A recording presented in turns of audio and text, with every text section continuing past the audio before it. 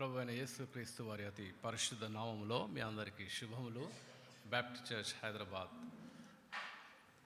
తల్లి సంఘం నుండి రెవరెండ్ డాక్టర్ జి శామ్యుల్ గారు senior pastor, reverend David Gollapalli గారు పాస్టర్ అఫిలియేట్, సాల్మన్ రాజు గారు మరియు డానియల్ గారి తరఫున ప్రెసిడెంట్ గారు, తర్వాత ఈసీ మెంబర్స్ తరఫున, మరి ముఖ్యంగా ఓసిపిఎం కన్వీనర్ డేవిడ్ చిన్నప్ప గారి తరఫున మీ అందరికీ శుభములు.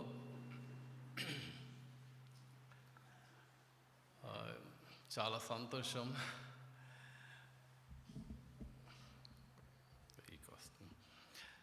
మిమ్మల్ని అందరినీ, పర్టికులర్గా చిన్నపిల్లలు, మరి మంచి కార్యక్రమాలు, కొరియోగ్రఫీ, సింగింగ్, తర్వాత మంచి స్కిట్, ప్రాక్టికల్గా మన సంఘ కుటుంబాలలో మరి ఇటువంటి పరిస్థితి ఉందని కళ్ళకు అద్దం పెట్టినట్టు చూపించారు.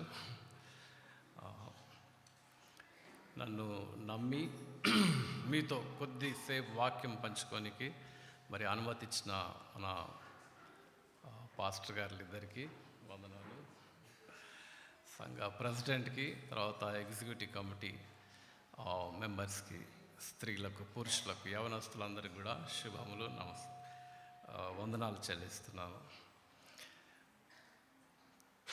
క్రిస్మస్ సెలబ్రేషన్స్ ప్రపంచవ్యాప్తంగా, కేవలం మన బ్యాప్టిస్ట్ చర్చ్లోనే కాకుండా ప్రపంచవ్యాప్తంగా ఉన్న కోట్లాది మంది క్రైస్తవులు మాత్రం కాదు, క్రైస్తవేతరులు కూడా, అంటే క్రైస్తవులు కాని వారు కూడా క్రిస్మస్ రాగానే ఒకలాంటి పండుగ వాతావరణం మరి ప్రపంచవ్యాప్తంగా ఉంటుంది. అయితే యేసు ప్రభుల వారు మరి తన మొదటి రాకడ, the first advent of Jesus Christ,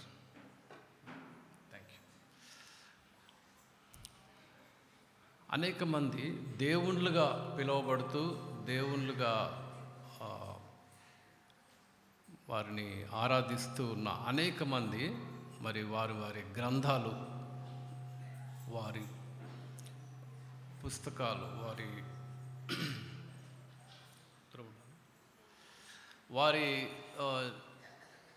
పురాణాలు, లేకపోతే ఖురాన్, లేకపోతే గ్రంథ్ సాహిబ్, తర్వాత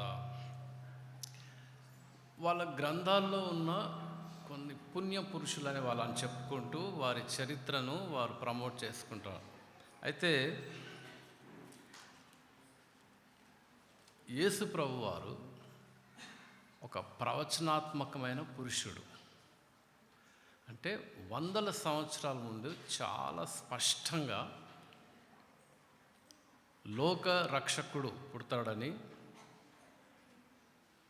300 సార్లు బైబిల్ గ్రంథంలో 300 సార్ల కంటే ఎక్కువ యేసు ప్రభు వారి జన్మ, ఆయన జీవితం, ఆయన శిలువ యాగం, ఆయన పునరుద్ధానం, ఆయన రెండవ రాకడ గురించి చాలా స్పష్టంగా ప్రవచనాలు ప్రవచింపబడ్డాయి. అన్నీ మనకు తెలుసు కదా, బైబిల్లో 66 గ్రంథాలు ఉన్నాయి. అందులో యెషయా గ్రంథం మనందరికీ చాలా సుపరిచితం, క్రైస్తవ లోకానికి. యెషయా గ్రంథమే ఒక మినీ బైబిల్ లాగా మనం పరిగణించవచ్చు. అందులో బైబిల్లో 66 పుస్తకాలు ఉన్నట్టు యెషయా గ్రంథంలో కూడా 66 అధ్యాయాలు ఉంటాయి. అంత మాత్రమే కాదు, 39 అధ్యాయాలు, మొదటి 39 అధ్యాయాలు పాత నిబంధనకు అద్దం పడుతూ, చివరి 27 అధ్యాయాలు నూతన నిబంధనను. ఈ విధంగా యెషయా ప్రవక్తలకు ప్రవక్త. సో ఈరోజు మనం చదువుకున్న ఒక పోర్షన్ 9వ అధ్యాయం 6వ వచనం 7వ వచనం, అదొక ప్రవచనం. ఆ ఒక్క పోర్షన్లోనే మనము ఎంతో ధ్యానించవచ్చు. కానీ ఇటువంటి పండుగ వాతావరణంలో ఎక్కువ ప్రసంగం చేస్తే అంత ఇష్టపడరు. అయినా మన ప్రభుల వారి విశిష్టమైన జన్మను జ్ఞాపకం చేసుకోవాలి. ఏ విధంగా తను ప్రవచన పురుషుడుగా మన భూలోకానికి అవతరించి తన రక్షణ సంకల్పాన్ని మనందరికీ ఎలాగూ తీసుకొచ్చాడో కొన్ని విషయాలు మనం ఈరోజు చూద్దాం. ఒక్కసారి నేను చదువుతాను. యెషయా గ్రంథం 9వ అధ్యాయం 6-7 వచనాలు. ఏలయనగా మనకు శిశువు పుట్టెను, మనకు కుమారుడు అనుగ్రహింపబడెను, ఆయన భుజము మీద రాజ్యభారముండును. ఆశ్చర్యకరుడు, ఆలోచనకర్త, బలవంతుడైన దేవుడు, నిత్యుడగు తండ్రి, సమాధానకర్తయగు అధిపతి అని అతనికి పేరు పెట్టబడును. ఇది మొదలుకొని మితి లేకుండా దానికి వృద్ధియు క్షేమమును కలుగునట్లు సర్వకాలము దావీదు సింహాసనమును రాజ్యమును నియమించును. న్యాయము వలనను నీతి వలనను రాజ్యమును స్థిరపరచుటకు అతడు సింహాసనాసీనుడై రాజ్య పరిపాలన చేయను. సైన్యములకు అధిపత్యగు యెహోవా ఆసక్తి కలిగి దీనిని నెరవేర్చును. ఆసక్తి కలిగి నెరవేర్పు కలిగిన ప్రవచనంలో మన ప్రభు అయిన యేసుక్రీస్తు వారి జన్మ, తర్వాత కొన్ని ఆయనను వివరిస్తూ ఉన్న ఈ 2 వచనాలు చాలా ప్రాముఖ్యమైనవి. మొదటిగా, ఏలయనగా మనకు శిశువు పుట్టెను, మనకు కుమారుడు అనుగ్రహింపబడెను. శిశువు అంటే వి ఆల్ నో, బేబీ కదా. Child, a child is born, a son is given. ఏంటో డిఫరెన్స్? శిశువుకి కుమారునికి వ్యత్యాసం ఏంటి?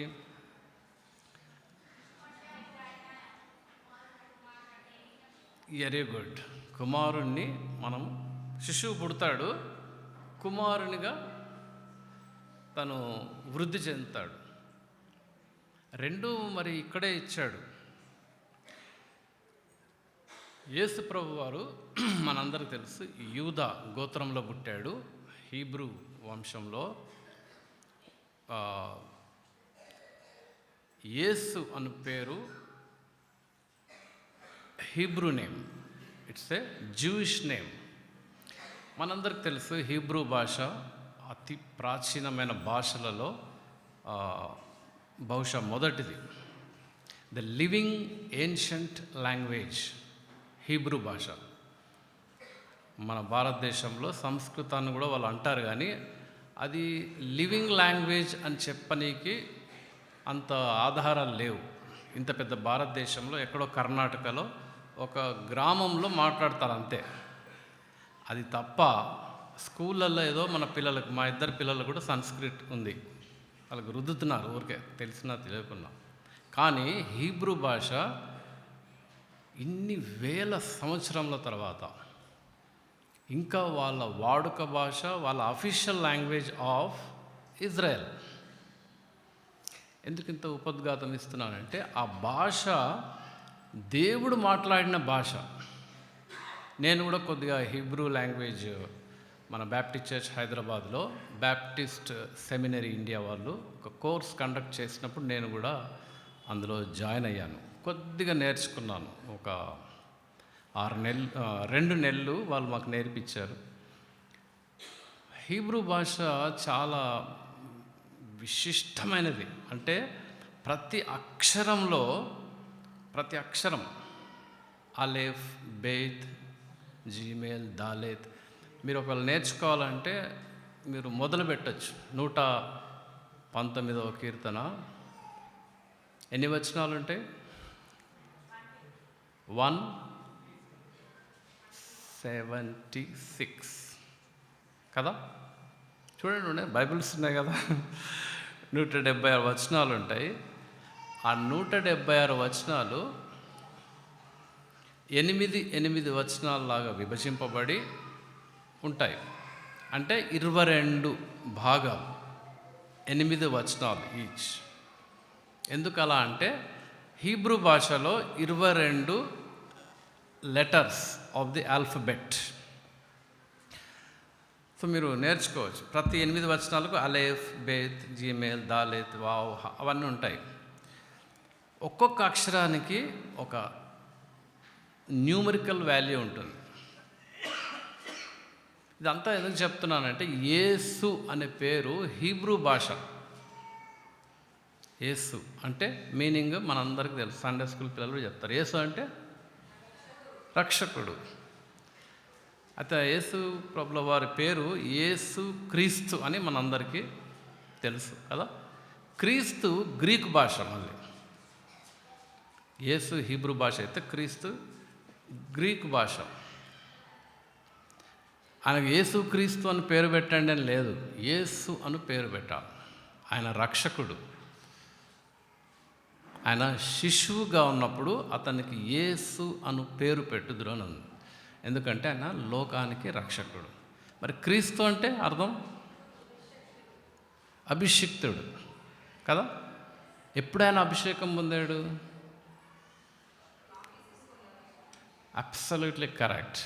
ఆయన బాప్తిస్మం తీసుకున్న రోజు బైబిల్ గ్రంథంలో ఉన్న చాలా విశేషమైన పరిస్థితి. తండ్రి, కుమార, పరిశుద్ధాత్మలు ఆ యోర్దాన్ నదిలో బ్యాప్టిజం ఇచ్చిన. ఇతనే నా ప్రియ కుమారుడు, ఈయన యందు నేను ఆనందించిన అనే తండ్రి తన స్వరాన్ని వినిపించినప్పుడు కుమారుడు నీళ్ళలో ఉన్నాడు, పరిశుద్ధాత్మ దేవుడు ఆవరించి ఉన్నాడు.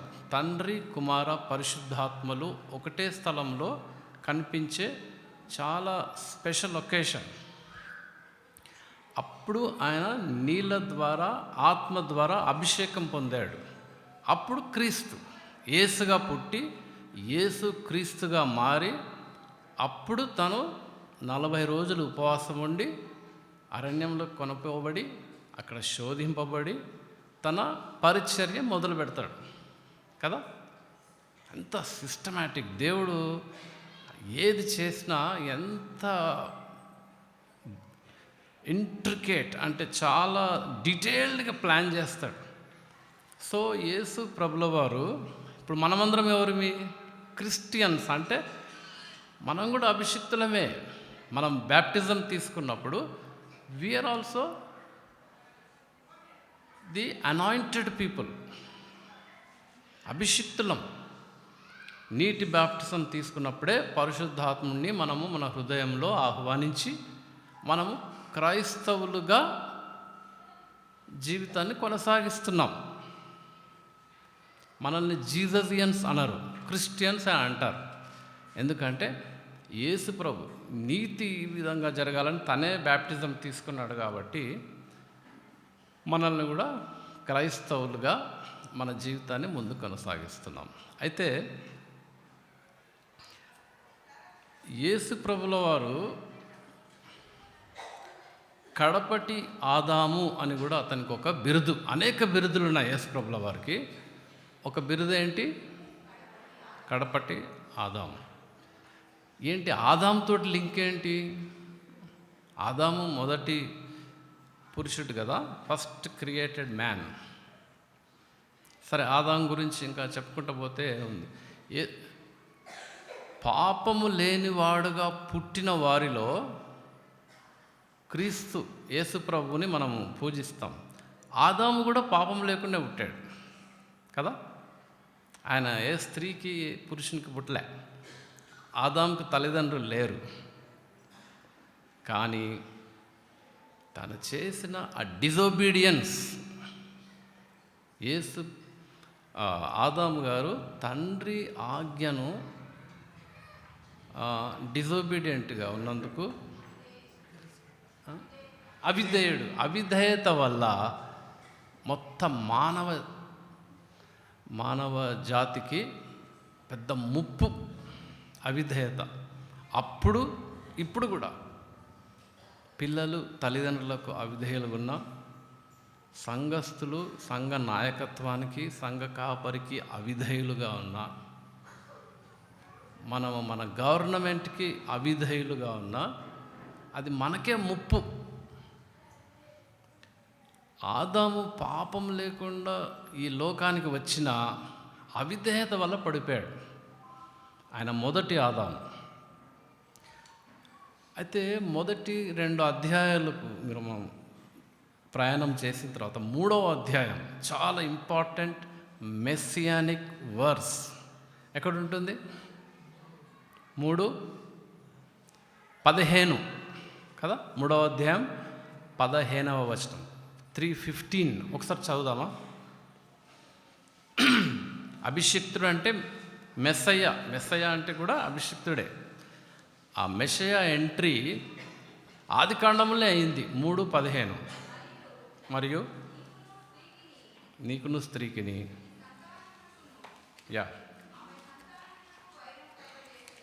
ఓకే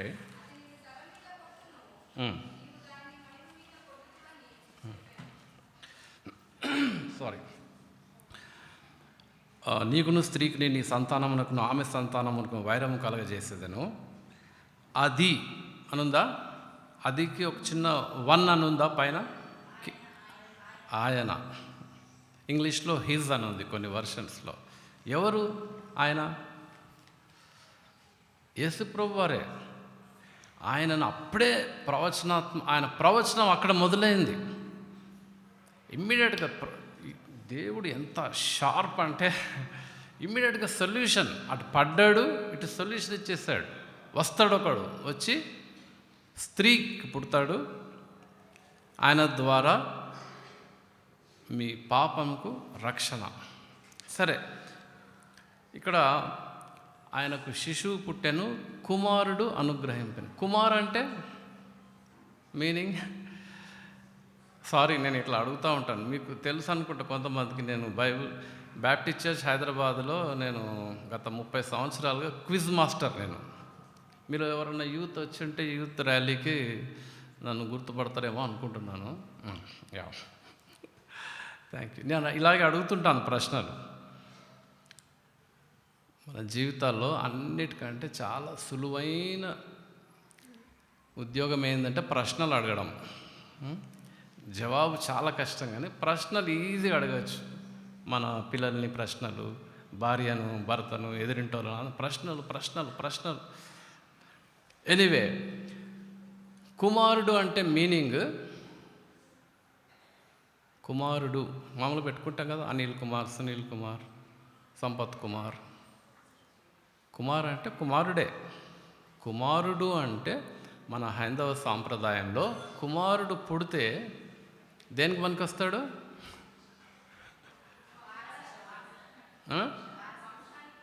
వారసుడు. తర్వాత వారి తండ్రి చనిపోయినప్పుడు ఒక సాంప్రదాయం ఉంది వాళ్ళకు. కుమారుడు ఆ పర్టికులర్ పని చేస్తే ఈ మనిషి పరలోకానికి పోతాడని వాళ్ళ నమ్మకం. కుమారుడు అంటే ఏంటంటే పాపముల నుండి విమోచింపగలిగిన వాడు. ఆ చనిపోయిన వానికి ఆ సాంప్రదాయ ప్రకారం చేస్తే ఆ చనిపోయిన వాడు ఎక్కడికో పోతాడు. ఆ మోక్షమో వాళ్ళు 4 అంటారు, వైకుంఠం అంటారు, మోక్షం అంటారు, ఇంకేదో 4 ఉన్నాయి వాళ్ళకి. ఎక్కడికో ఒక జాలికి పోతాడని వాళ్ళ నమ్మకం. మనకదంతా లేదండి. మనకు చనిపోగానే పరదేశమో ప్రియులారా ఆయలోపట సమాధి రెడీ. చివరి వచనం ఆయలోపట ఎవడో ఒకటి తీసుకుపోతారు, పెట్టేస్తారు, అంతే. పెద్ద దాని గురించి మనకు కుమారునితో సంబంధం లేదు. ఇది మెటీరియలిస్టిక్. అంటే ఈ వేరే సాంప్రదాయాల్లో అదొక నమ్మకం. అది నిజం కాదు, అది సత్యం కాదు. దానికి ఒక స్టోరీ, సరే ఇప్పుడు స్టోరీస్ వద్దు, టైం లేదు. అయితే అందుకే కుమారుడు పుడితే అదొక మనకు పుట్టిన కుమారుడు అటువంటివాడు కాదు. మన కుమారుడు మీనింగ్ అదే, మన పాపముల నుండి రక్షణ ఉందని. అందరికి లోకము ఆయన మన హృదయాల్లో పుట్టాలి. పుడితే forgiveness of sins is by the son of God taking birth in our hearts. Okay, మీ హృదయంలో విశ్వసించి నోటితో ఒప్పుకోవాలి, వాళ్ళకు రక్షణ. ఇటువంటి కుమారుణ్ణి ప్రవచనాత్మకంగా 100 సంవత్సరాలు, అంటే ఈ యెషయా గ్రంథము సుమారు 650-700 సంవత్సరాల ముందే ఎంత క్లియర్గా స్పష్టంగా ప్రవచింపబడ్డాడు యేసుప్రభుల వారు. సో యేసుప్రభుల వారు శిశువుగా జన్మించి కుమారునిగా ఎదిగి అభిషిక్తునిగా బ్యాప్టిజం తీసుకొని శిలువ పైన ఎన్ని ప్రవచనాలు ఉన్నాయో అన్నిటిని నెరవేర్చి తన ప్రాణాన్ని శిలువలో తను అప్పజెప్పి తండ్రికి విధేయుడై, most important is he was obedient to his father. ఇప్పుడు ఒకసారి నేను గుడ్ ఫ్రైడే బ్యాప్టిస్ట్ చర్చ్ హైదరాబాద్లో నేను 2 సార్లు ఒక్కొక్క వాక్యం గురించి నన్ను అడిగినప్పుడు నేను చెప్పాను. ఒకసారి ప్రిపేర్ అవుతున్నా ఇంట్లో, ఇలాగ ప్రిపేర్ అయితే నేను మా పిల్లలకు నైట్ టైం స్టోరీస్ చెప్తాం కదా పడకలో, చెప్తున్నాను. యేసుప్రభు వారు సిలువలో ప్రార్థన చేశాడు. మొదటి వచనము, మొదటి పలుకు, 7వ పలుకులో తండ్రిని ఉద్దేశించి మాట్లాడతాడు. తండ్రి వీరేం చేయించున్నారో వీరు ఎరగరు గనుక కదా. తర్వాత లాస్ట్కి తండ్రి, మా సన్ ఇక్కడ కూర్చున్నాడు, సాత్విక్ శామ్యుయల్, వాడు అడిగాడు, యేసుప్రభువే దేవుడు కదా, ఆయన ఎవరికి ప్రార్థన చేస్తున్నాడు అని అడిగాడు. మీకు వచ్చింది అప్పుడు నా ప్రశ్న? ఇప్పుడు ఈయన్నే దేవుడు, ఈయన ఎవరికి చేస్తున్నాడు ప్రార్థన?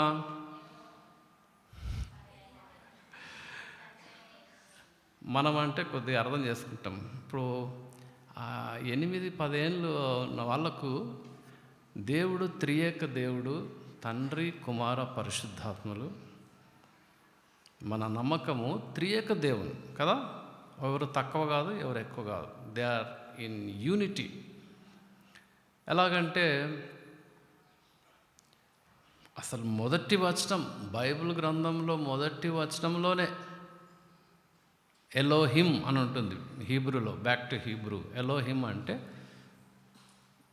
ప్లూరల్, దేవునికి ప్లూరల్. అది అంటే తండ్రి కుమార పరిశుద్ధాత్మ. మన స్వరూపంలో మన పోలిక చొప్పున అని ఉంటుంది, నా పోలిక అని లేదు. మన అంటే తండ్రి కుమార పరిశుద్ధాత్మలు అని చెప్పనికి ప్రయత్నం చేశాను. అయితే ఆయన సంపూర్ణంగా మానవుడు, సంపూర్ణంగా దేవుడు. భూమి మీద ఉన్నప్పుడు 100% గాడ్, మ్యాన్. అందుకే ఆయన శోధింపబడ్డప్పుడు వాక్యముతోటే జీవించాడు. జీవాహారము వాక్యంతో. అందుకే శాటన్ ఆయన శోధించి వాక్యంతో శోధిస్తుంది. ఆయన ఏదో సినిమా చూడడానికి రా, లేకపోతే డ్యాన్సులు చూసుకోనికి రా అని లేదు, ఇదే వాక్యం పెట్టి శోధిస్తుంది. యేసుప్రభుల వారు అదే వాక్యంతో జయించాడు కదా. హీ వన్ అంటే ట్రయంఫ్, విజయోత్సవం. ఆయన అజేయుడు. ఏంటి డిఫరెన్స్? విజయము, జయము, విజయము, అజేయం అని 3 ఉంటాయి. భాష చక్కగా నేర్చుకోవాలి. అందుకే బైబిల్ చదివేటప్పుడు అసలు ప్రతి మాటకు ఏంటి దీని మీనింగ్ అని మనం చదివితే చక్కగా మనకు ఒంటికి పడుతుంది. జయము అంటే మామూలు విక్టరీ. విజయం అంటే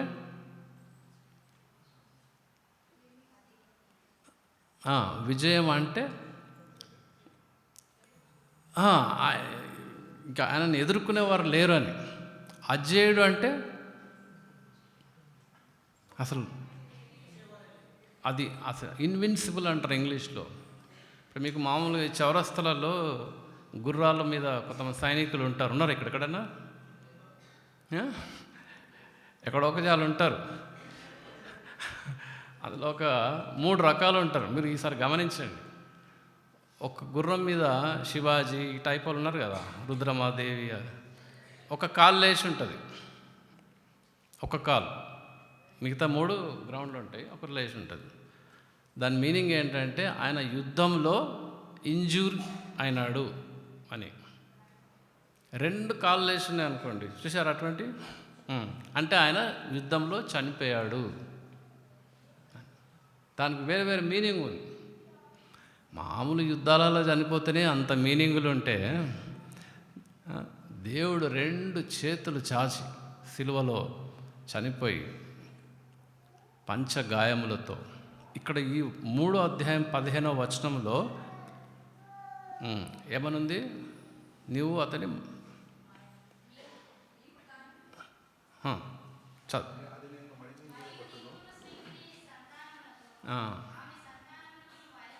వైరం అక్కడి నుంచే. నాకు చాలా ఆశ్చర్యం ఏమైందంటే, నేను చాలా సంవత్సరాల వరకు యేసు ప్రభు మిగతా సృష్టినంతా మాటతో సృష్టించాడు కదా. వెలుగు కలమనగా వెలుగు కలిగాను, తర్వాత నీళ్ళు 2, కింద ఆకాశం పైన ఆకాశం, తర్వాత జంతువులు, తర్వాత పక్షులు, అన్నిటి నోటి మాటతో చేశాడు. మనుషుని మాత్రం తన చేతితో చేశాడు. అంతవరకు మనకు తెలుసు. కానీ చాలా విచిత్రంగా ఒక వచనం చూసినప్పుడు నాకు చాలా ఆశ్చర్యమైంది. నాకు ఇంకా అది మొత్తం అర్థం కాలేదు, కానీ ఒక్క వచనము నేను నోట్ చేసుకున్నాను. యోబు గ్రంథంలో 26వ అధ్యాయం 13వ వచనం, 26:13.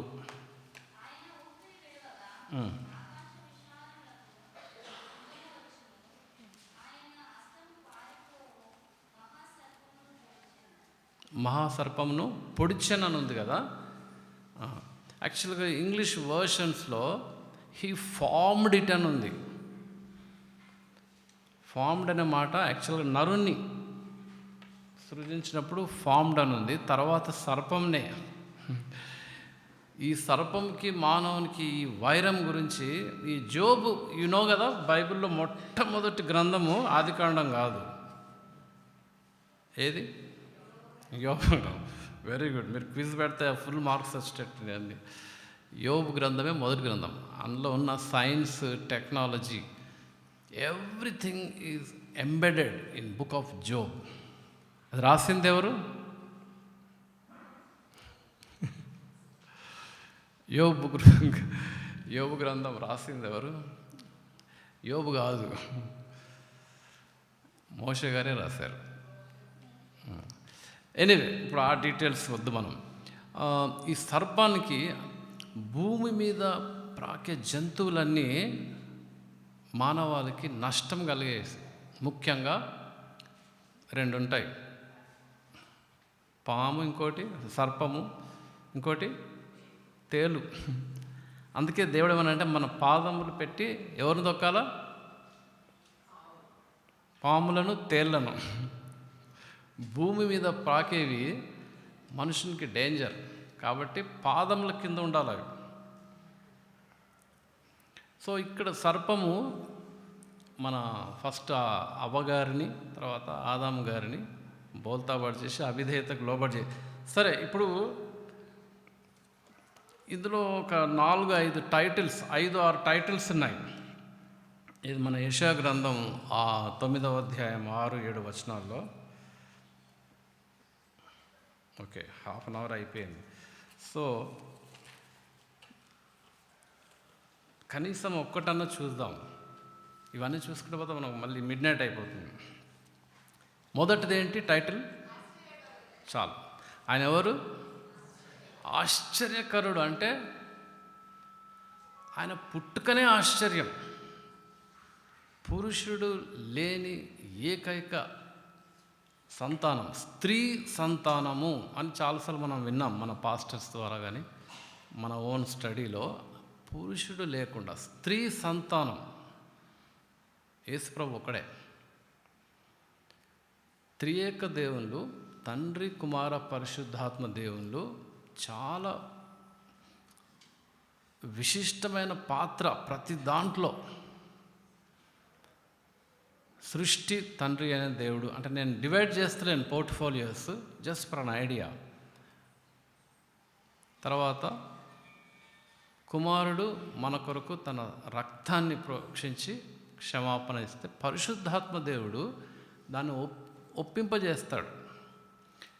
తండ్రి always there in the heaven, కుమారుడు పరలోకాన్ని భూలోకానికి తీసుకురానికి తన మిషన్. ఇప్పుడు యేసుప్రభుల వారికి అనేక బిరుదులు అని చెప్పుకున్నాం. ఇప్పుడు కడపటి ఆదాం గురించి కూడా కొన్ని మాటలు మాట్లాడుకున్నాం. ఒక బిరుదు తనకు తాను పెట్టుకున్న ఒక బిరుదు ఏంటో తెలుసా? యేసుప్రభు తనను తాను అడ్రస్ చేసుకున్నప్పుడు ఏమనేవాడు? మనుష్య కుమారుడు. ఆయన ఎవరు? మనమందరం ఏమంటాం? ఈ సన్ ఆఫ్ గాడ్ అంటాం కదా, దైవ కుమారుడు అంటాం. కానీ ఆయనను ఎంత తగ్గించుకున్నాడండి. I am son of man, but he is actually son of God. So Son of God from heaven came to the earth as Son of Man, so that the sons of men become sons of God. కదా, దైవకుమారుడు మానవునిగా పుట్టి మానవాళిని దైవకుమారులు చేయడానికి ఆయన machine ఆయన సంపూర్తి చేశాడు. మళ్ళీ ఏదో డైరెక్ట్గా ఒక అవతారం ఎత్తుకొని రాలే, శిశువుగా పుట్టాడు. ఎంత హంబుల్ అండి దేవుడు. ఒక పేద కుటుంబంలో పుట్టాడు,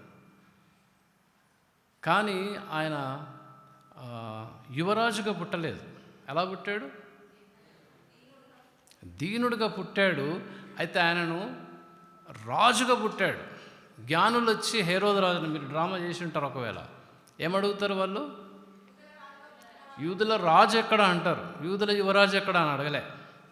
పుట్టగానే రాజు అవుతారు ఎవరైనా? కానీ లేఖనాలు అలా అన్నాయి. లేఖనాలు అలా అన్నాయి కాబట్టి జ్ఞానులు వాళ్ళు, they are not ordinary people. వాళ్ళు జ్ఞానులు వచ్చి లేఖనంలో పరలోకంలో నక్షత్రం, భూలోకంలో రాజు పుట్టాడు, ఎక్కడున్నాడు అంటాడు. ఇప్పుడు మనం క్రిస్మస్ డ్రామా చేస్తే అన్నీ పక్కకు పోయి హేరోదు రాజుకి ఎక్కువ గ్లోరీ కదా, అందరికంటే మంచి లావుగా ఎత్తుగున్నవాన్ని గంభీరమైన వాయిస్ ఉన్నవని హేరోదు రాజుకి పెడతాం. వాడు ఎంత గర్వం అతనికి, నేనుండగా ఇంకో రాజు ఎవడు అని. మొత్తానికి రాజు పుట్టాడు. అందుకే మంచి చక్కటి పాటలు పాడారు. ఏం పాడారు? రాజులకు రాజు పుట్టాడండి. పుట్టడంతో రాజు ఆయన. అందుకే ఆయన భుజంలో మీద, అబ్బా ఎంత బ్యూటిఫుల్ అండి వర్సెస్. ఆయన పుట్టగానే రాజ్యభారం వచ్చేసింది ఆయనకు. అసలు క్రైస్తవ జీవితం అంతా సింపుల్గా చెప్పాలంటే, ఒక రాజు, ఆయన ఏమంటారు, కింగ్డమ్ ఏమంటారు తెలుగులో? రాజ్యం. రాజు, రాజ్యం, రాజ్యంలో నివసించే రాజకుమారులం. ఇంతే, simple. He came, is born as a king to take us into the heavenly kingdom. పరలోక రాజ్యాన్ని మనల్ని తీసుకెళ్ళాలి అంటే మనకు ఉన్న యాజ్ ఇట్ ఈజ్ ఈ వస్త్రాలతోటి, అంటే ఈ పాపపు వస్త్రంతో వెళ్ళలేం. కాబట్టి నీతి వస్త్రం ధరింపజేసి మనల్ని ఆ రాజ్యానికి, పరలోక రాజ్యానికి తీసుకువెళ్ళే క్రమంలో ఆయన మనుషునిగా పుట్టి 33 సంవత్సరాలు, 33.5 సంవత్సరాలు ఆయన దేవుడుగా జీవించి ఆయన ఛాలెంజ్ చేశాడు. ఎవరు ఈ మానవ జాతిలో ఎవరు చేయని ఛాలెంజ్, నాలో పాపము చూపించగలవాడు ఎవడు? పుట్టుకలో లేదు, తన జీవితంలో లేదు, చనిపోయే వరకు. చనిపోయేటప్పుడు లోక పాపం అంతా తన మీద తీసుకొని చనిపోయాడు. చివరికి తండ్రి కూడా తనల్ని వదిలేస్తాడు. ఎందుకంటే దేవునికి పాపానికి పొత్తు లేదు. ఎంత నిన్ను ప్రేమించినా నీలో నాలో పాపం ఉంటే దేవుడు మనల్ని ముట్టుకొని కూడా ముట్టుకోడు. యేసు ప్రభువునే వదలలేదు, వదిలేశాడు కదా. యేసు ప్రభువును కూడా తండ్రి నన్ను ఎందుకు వదిలేశావు అంటాడు. ఎందుకు వదిలేశాడంటే లోక పాపం అంతా ఆయన మీద వేసుకున్నాడు కదా యేసు ప్రభువు వారు. ఆ క్షణంలో మాత్రం తండ్రి తనని వదిలేస్తాడు. తర్వాత తన ఆత్మను అప్పచెప్తాడు. సరే, ఇప్పుడు గుడ్ ఫ్రైడే మెసేజ్ కాదు ఇది. సో ఇటువంటి మన దేవుడు మన జీవితాల్లో, మన సంఘాల్లో, మన దైనిక జీవితంలో, మనం సమాజంలో ఉన్నప్పుడు మన మాటలు, మన చూపులు, మన క్రియలు ఇవి క్రీస్తును పోలి ఉండాలి. అంటే రుచికరమైన మాటలు అంటే తీపి మాటలు కాదు, దేవుని మాటలు. ఇప్పుడు దేవుని వాక్యాన్ని ఇప్పుడు ఈ సోషల్ మీడియా వచ్చిన తర్వాత అన్ని ప్రశ్నలే. ఇష్టం వచ్చినట్టు తిడుతున్నారు యేసు ప్రభువును, నోటికి వచ్చినట్టు. ఎలా పుట్టాడు? ఎవరో బైబిల్ గ్రంథంలోనే ఉంది కదా యేసు ప్రభువుని. వాళ్ళు ఏమన్నారు? నువ్వు ఎవరికి పుట్టావో తెలియదు నువ్వు అంటే అదొక చెడ్డ మాట అండి. యేసు ప్రభువుని ఎవరికి పుట్టినావో తెలియదురా నువ్వు వచ్చి మాకు చెప్తున్నావా అనేంత వరకు అప్పటి సమాజమే అతన్ని ఎదిరించింది. మనల్ని కూడా ఇప్పుడు అడుగుతారు. అడిగినప్పుడు ఈ లేఖనాలు మనం చదివి మన హృదయంలో చక్కగా పెట్టుకుంటే వారికి మనం సువార్త ప్రకటించిన వారిగా ఉంటాం. సో చివరికి ఆయన మన మధ్య నివసించడానికి వచ్చాడండి. He came to dwell amongst us కదా. మన మధ్య ఇమ్మానుయేలు. సరే, ఇంకా వర్షిస్తున్నాయి. అది ఒకటే వచనం చదివి నేను ముగించేస్తాను. ఐజయా 7:14, యెషయా గ్రంథం 7వ అధ్యాయం 14వ వచనం.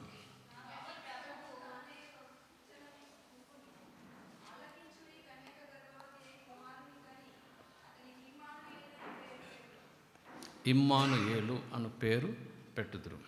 అక్కడేమి యేసు అన్నారు, ఇక్కడ ఇమ్మానుయేలు అంటున్నారు ఏంటి అంటే ఇమ్మానుయేలు అంటే మనందరికీ తెలుసు మీనింగ్ ఏంటి?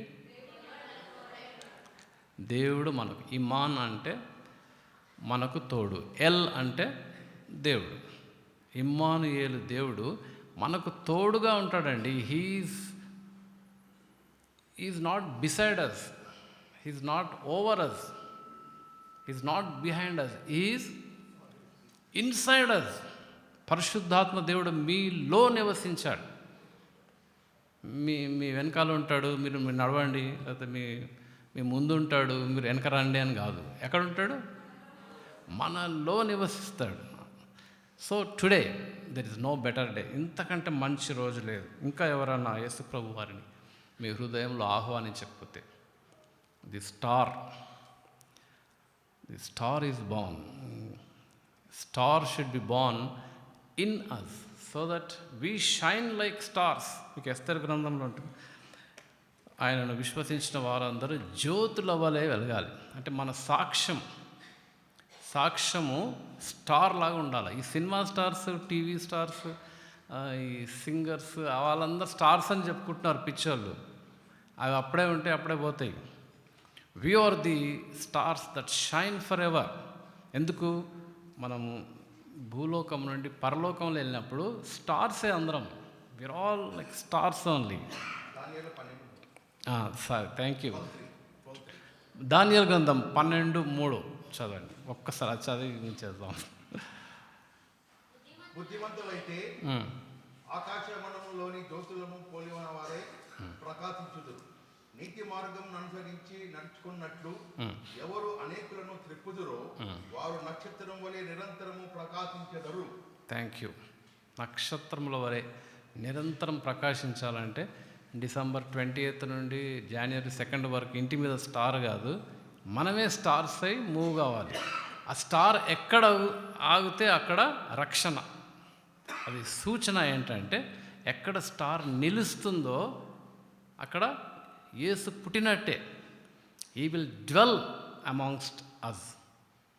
So today, we will go back home with a great joy that a star is born, not only in Bethlehem, but in our hearts. ఇటువంటి ఆశ్చర్యకరుడు మనకు దేవుడుగా ఉండడం దీవెనకరం. మీ అందరినీ దేవుడు దీవించిన కాక నాకు ఇచ్చిన ఈ అవకాశాన్ని బట్టి పాస్టర్స్కి, ఎగ్జిక్యూటివ్ కమిటీ వారికి మీ అందరికీ కూడా వందనాలు చెల్లిస్తున్నాం. God bless Baptist church Kanapur.